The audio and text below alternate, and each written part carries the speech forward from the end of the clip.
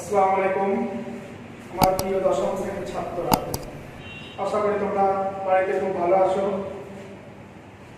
আবার তোমাদের আমি সামনে বাংলা ক্লাস নিয়ে হাজির হয়েছি। তো আজকের বিষয় তোমরা বোর্ডে দেখতে পাচ্ছ, তোমাদের যে সবচেয়ে ভয়ের কবিতা অভিষেক, মাইকেল মধুসূদন দত্তের লেখা সেই অভিষেক কবিতাকে নিয়ে আজকে একটা লাইন ধরে ধরে শব্দার্থ সহ মনজ্ঞ আলোচনা করব। তার আগে আমরা কবিতার পূর্বসূত্র এবং কবি পরিচিতি সম্পর্কে কিছু তথ্য জেনে নেব, যেটা কবিতাটা বুঝতে আমাদের সহজেই বুঝতে আমাদের খুব সুবিধা হবে। তো দেখো, অভিষেক মধুকবি মাইকেল মধুসূদন দত্ত। মাইকেল মধুসূদন দত্ত সম্পর্কে আমরা দুটো কথা জেনে নেব। মাইকেল মধুসূদন দত্ত জন্মগ্রহণ করেন 1824 খ্রিস্টাব্দের 25শে জানুয়ারি যশোরের সাগরদাড়ি গ্রামে। যশোরের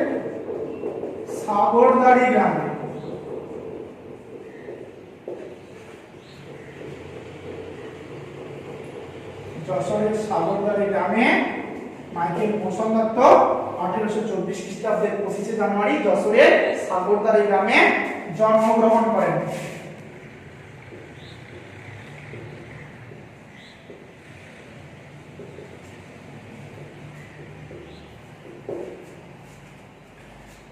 মাইকেল মধুসূদন দত্তের পিতা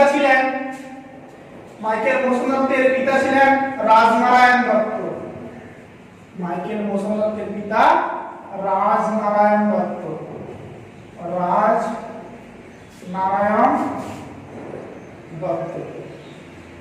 এই রাজনারায়ণ দত্ত পেশায় ছিল একজন উকিল। পেশায় ছিলেন স্বনামধন্য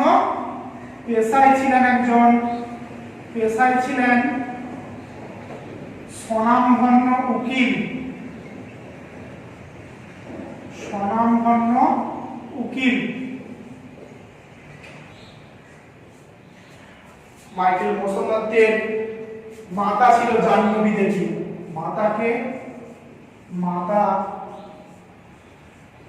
জাহ্নবী দেবী।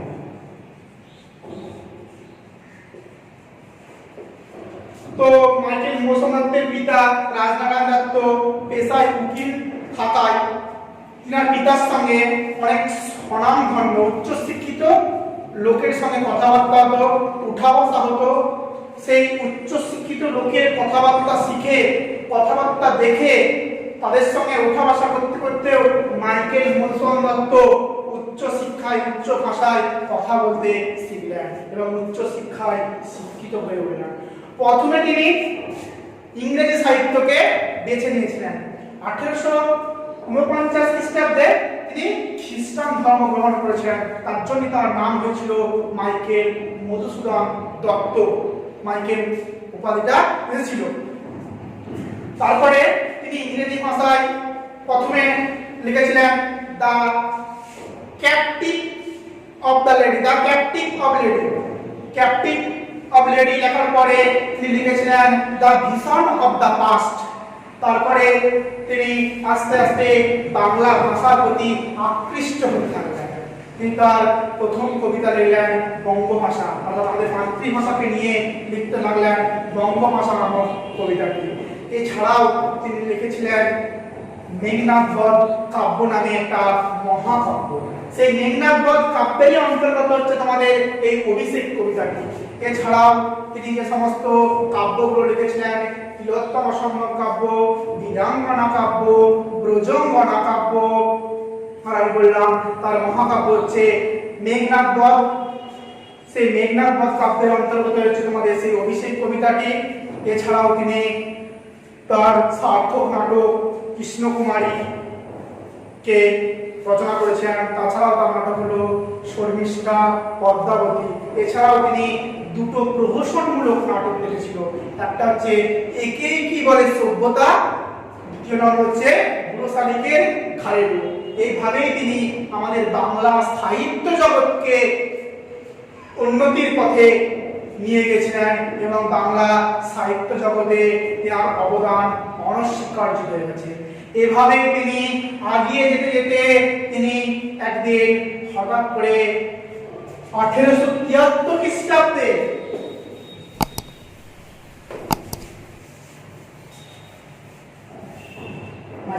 কি 1873 খ্রিস্টাব্দে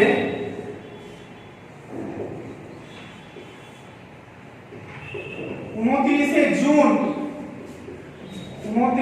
জুন পরলোক গমন করেন।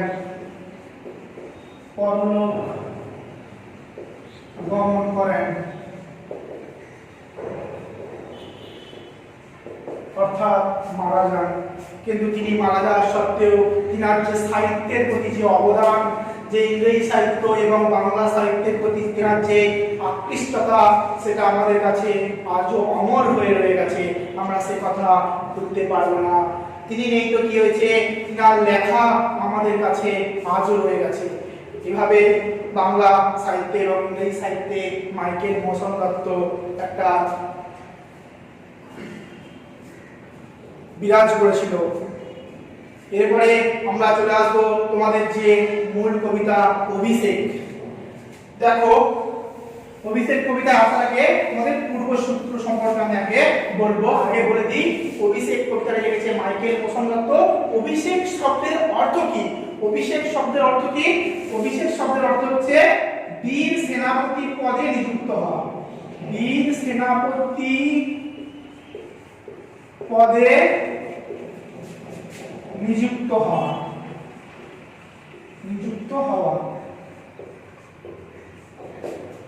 আমরা অভিষেক কবিতাটা পড়লে, পাঠ করলে শেষে দেখতে পাবো যে মেঘনাদকে অর্থাৎ ইন্দ্রজিৎকে তার পিতা রাবণ বীর সেনাপতি পদে নিযুক্ত করেছিল। কি দিয়ে? গঙ্গোদক জল দিয়ে, অর্থাৎ গঙ্গার জল ছিটিয়ে তার পুত্র মেঘনাদ অর্থাৎ ইন্দ্রজিৎকে সেনাপতি পদে নিযুক্ত করেছিল। অভিষেক শব্দের অর্থ হলো বীর সেনাপতি পদে নিযুক্ত হওয়া। এবারে আমরা চলে আসবো যে অভিষেক কবিতার পূর্বসূত্র। তার আগে বলে রাখি, আমাদের পরীক্ষায় পড়ে যে অভিষেক কবিতার উৎস কি, কোথা থেকে নেওয়া হয়েছে। এর উৎস হচ্ছে মেঘনাদ বধ কাব্য। মেঘনাদ বধ কাব্য পুরোটা লিখতে হবে, মানে কেটে দিবে। মেঘনাদ বধ কাব্যগ্রন্থের অন্তর্গত।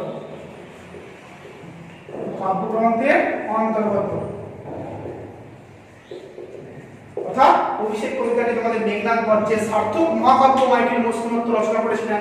এছাড়াও তিনি যে অমিত্রাক্ষর ছন্দের প্রবর্তন করেছিলেন, সেই অমিত্রাক্ষর ছন্দের প্রভাব কবিতার মধ্যে লক্ষ্য করা যায়। এই মেঘনাদ বধ কাব্যের অন্তর্গত হচ্ছে তোমাদের এই অভিষেক কবিতাটি। তো আমি পূর্বসূত্র সম্পর্কে তোমাদের কিছু কথা বলি কবিতায় আসার আগে। দেখো, এই অভিষেক কবিতাতে তোমাদের প্রচুর বড় কবিতা। এই মেঘনাদ বধ কাব্যের 9টা স্বর্গ আছে। মেঘনাদ বধ কাব্যের কটা স্বর্গ? 9টা স্বর্গ। এই 9টা স্বর্গের মধ্যে যে প্রথম স্বর্গ তোমাদের অভিষেক, সেই প্রথম স্বর্গের কবিতাটা হচ্ছে তোমাদের পাঠ্য কবিতা অভিষেক। এখানে তোমাদের যে মেঘনাদ অর্থাৎ ইন্দ্রজিৎ আছে, সেই মেঘনাদ বা ইন্দ্রজিৎ, যেই মেঘনাদ সেই হচ্ছে ইন্দ্রজিৎ, রাবণের পুত্র। সেই মেঘনাদ ইন্দ্রজিৎ নিসারণে রাত্রিকালীন যুদ্ধে, রাত্রিবেলায় যুদ্ধ করে রামকে অর্থাৎ সীতার পতিকে, সীতার স্বামীকে হত্যা করে প্রমোদ কাননে, অর্থাৎ যে প্রমোদ কানন আছে, প্রমোদ যে জঙ্গল অরণ্য আছে, বাগান আছে, সেই প্রমোদ কাননে নিজের স্ত্রী কমিলাকে নিয়ে আনন্দ ফুর্তি করছে। আনন্দ ফুর্তি করতে করতে দেখছে ঠিক সেই সময় তার যে লঙ্কার রাজ্য, সেই লঙ্কাতে কি হচ্ছে, তার ভাই বীরবাহু, সেই বীরবাহুকে হত্যা করেছে কে? রামচন্দ্র। মেঘনাদ ইন্দ্রজিৎ রামচন্দ্রকে হত্যা করে এই প্রমোদ কাননে এসে তার স্ত্রীর স্থানে আবদ্ধ করছে, অথচ রামচন্দ্র কি করে তার ভাইকে বীরবাহুকে হত্যা করে? সেই বীরবাহুর হত্যা অর্থাৎ বীরবাহুর মৃত্যুর সংবাদ নিয়ে তার যে মাতা দেবী লক্ষ্মী প্রভাসার ছদ্মবেশে, অর্থাৎ যে তার ধাইমা ছিল, অর্থাৎ ছোটবেলা থেকে যে তাকে লালন পালন করত, যে ইন্দ্রজিৎকে বা মেঘনাথকে ছোটবেলা থেকে যে লালন পালন করেছে সেটা ধাইমা প্রভাসা, সেই প্রভাসার ছদ্মবেশে দেবী লক্ষ্মী সেই প্রমোদ কারণে এসে উপস্থিত হয়েছে। আর এখান থেকেই তোমাদের কবিতাটা স্টার্ট হয়েছে, শুরু হয়েছে। দেখো আমি কবিতাটা পাঠ করে তোমাদের শোনাচ্ছি। যদি বই থাকে তোমরা বইটা সামনে নিয়ে রাখো আর ভিডিওটা দেখতে থাকো, আশা করি তোমরা বুঝতে পারবে। কবি কি বলছে? মাইকেল মৌসুম দত্ত বলছে, কনক আসন ত্যাজি বীরেন্দ্র কেশরী ইন্দ্রজিৎ। কনক শব্দের অর্থ হলো সোনা। কনক শব্দের অর্থ কি? কনক শব্দের অর্থ সোনা। কি বলছে? মাইকেল মৌসুম দত্ত লিখছে, কনক আসন ত্যাজি বীরেন্দ্র কেশরী ইন্দ্রজিৎ। সোনার আসন ত্যাগ করে বীরেন্দ্র কেশরী, অর্থাৎ বীরের মতো ইন্দ্রজিৎ, অর্থাৎ বীরত্ব ইন্দ্রজিৎ, অর্থাৎ সিংহের মতো শক্তিশালী ইন্দ্রজিৎ। কেশরী হচ্ছে সিংহের থাকে, যেহেতু তাই সিংহের মতো শক্তিশালী বলে উল্লেখ করছে মেঘনাথকে। কনক আসন ত্যাজি, ত্যাজি শব্দের অর্থ কি? ত্যাগ করে। ত্যাজি শব্দের অর্থ, ত্যাজি শব্দের অর্থ ত্যাগ করে। তাহলে কনক আসন ত্যাগ করে বীরেন্দ্র কেশরী কাকে বলা হয়েছে? মেঘনাথ বা ইন্দ্রজিৎকে। ইন্দ্রজিৎ প্রণমিয়া ধাত্রীর চরণে, প্রণাম করলো ধাত্রী মাতার পায়ে। মায়ের প্রতি ভক্তি কথা বলা হয়েছে এখানে। ধাত্রী মায়ের পায়ে, যেহেতু দেবী লক্ষ্মী প্রভাসার ছদ্মবেশে তার প্রমোদ কারণে এসে উপস্থিত হয়েছে, ইন্দ্রজিতের প্রমোদ কারণে এসে উপস্থিত হয়েছে, তার জন্য বলছে কনক আসন ত্যাজি, সোনার আসন ত্যাগ করে মেঘনাথ অর্থাৎ ইন্দ্রজিৎ প্রণমিয়া প্রণাম করল ধাত্রীর চরণে। ধাইমা অর্থাৎ পালনকারী মাতার চরণে পায়ে। কহিলা, কহিলা মানে বলল, কি হেতু? হেতু শব্দের অর্থ কি? কারণে। কি কারণে? মা তো গতিত কাজে ভবনে, কি কারণে তুমি এই প্রাসাদে এই ভবনে গমন করেছো? মা, মাকে বলল ইন্দ্রজিৎ সোনার আসন ত্যাগ করে পায়ে প্রণাম করে বলল, মা তুমি আজকে এই ভবনে কি কারণে এসেছো? কহ দাসে লঙ্কার কুশল। কুশল শব্দের অর্থ কি? সংবাদ, বার্তা। কুশল শব্দের অর্থ, কুশল শব্দের অর্থ সংবাদ বা বার্তা। সোনার আসন ত্যাগ করে ইন্দ্রজিৎ ধাত্রী মায়ের চরণে পায়েতে প্রণাম করে বলছে, মা বলো এই ভবনে এই প্রাসাদে তুমি কি কারণে এসেছো? বলো মা। লঙ্কার সব খবর ভালো আছে তো? লঙ্কার খবর কি? শিরচুম্বী ছদ্মবেশী অম্বুরাশি সুতা উত্তরিকা। শিরচুম্বী অর্থাৎ স্থির বলতে মস্তক বোঝায়, এখানে তোমাদের কপাল বলে, কপালে চুম্বন করে। ছদ্মবেশী অম্বুরাশি, ছদ্মবেশ ধারণ করেছিল তার দেবী লক্ষ্মী।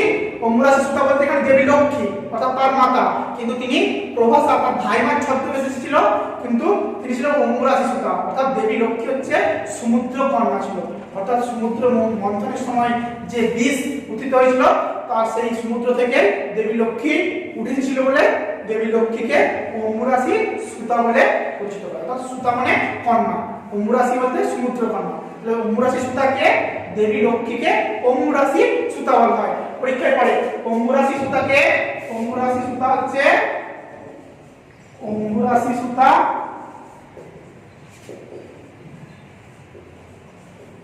দেবী লক্ষ্মী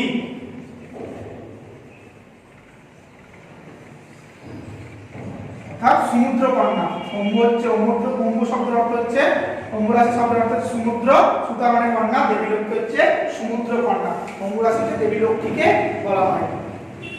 দেবী লক্ষ্মী ইন্দ্রজিতের কপালে চুম্বন করে বলল, উত্তর দিল, হাই পুত্র কি আর কহিব কনক লঙ্কার দশা।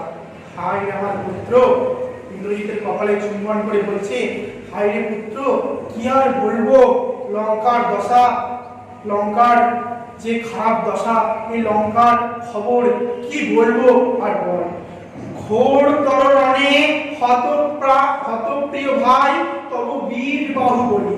বলছে ঘোর তরণে, এই ঘোর তরণে শব্দটা যুদ্ধ, এই বিশাল যুদ্ধে হতপ্রিয় ভাই, হত্যা হয়েছে প্রিয় ভাই, তোমার প্রিয় ভাই এই ঘোর তরণে হত্যা হয়েছে। কে?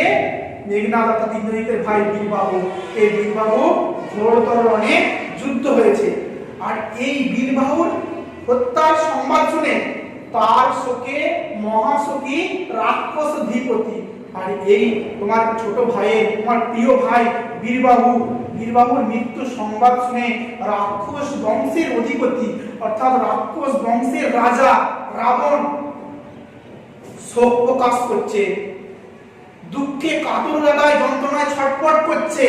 তারপরে কি করছে সে? সসৈন্য সাজেন আজি জুঝিতে আপনি জিজ্ঞাসিলা মহাবাবু বিস্ময় মায়া। আর কি করছে? রাক্ষসাধিপতি রাবণ তার পুত্র অর্থাৎ বীরবাহু অর্থাৎ ইন্দ্রজিতের ভাই বীরবাহু তার হত্যায় কাতরতায় যন্ত্রণায় সে মহা শোক পালন করতে গিয়ে সে নিজে যুদ্ধ যাওয়ার জন্য রাজা রাক্ষস বংশের রাজা রাবণ যুদ্ধে যাওয়ার জন্য নিজে সদল বল নিয়ে যুদ্ধে সাজে থাকছে।